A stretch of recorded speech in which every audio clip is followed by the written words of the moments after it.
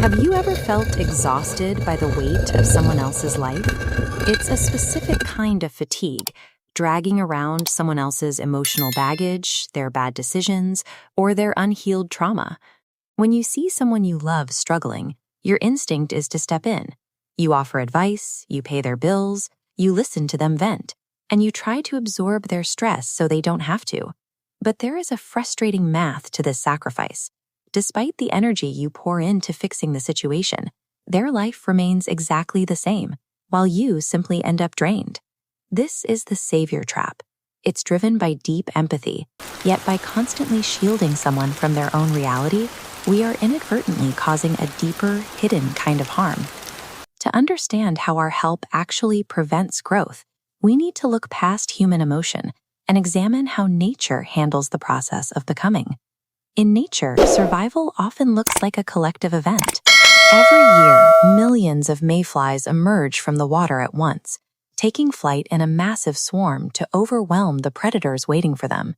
But this flight is the result of a long, lonely grind. Before they grow wings, they spend up to 2 years as submerged nymphs, surviving in the dark mud and fighting the current.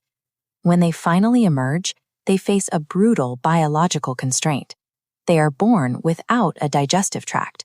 They have no way to eat, meaning they begin to starve the moment they hit the air.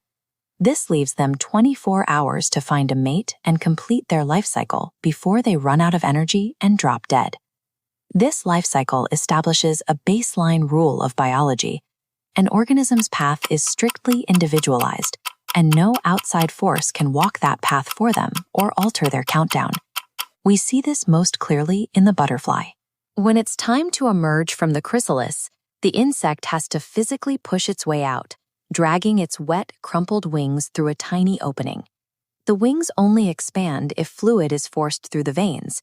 This happens through a specific mechanism, the mechanical pumping of the butterfly's own muscles as it struggles against the walls of the chrysalis. If you try to ease this struggle by cutting the chrysalis open, you aren't helping.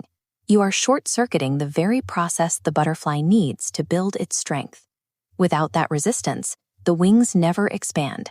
They harden in a crumpled, useless shape, leaving the butterfly permanently grounded. By removing the friction, you've destroyed the biological mechanism the creature required to survive on its own. This biological requirement for friction is mirrored in human psychology. Carl Jung believed that our suffering and our inner conflicts are not just obstacles, they are the necessary mechanism for our development. He called this process individuation. Wrestling with our own shadows is the psychological equivalent of the butterfly pushing against the chrysalis. When you constantly solve someone else's problems, you are tearing open their chrysalis for them. You are robbing them of the specific pressure they need to develop their own emotional muscles.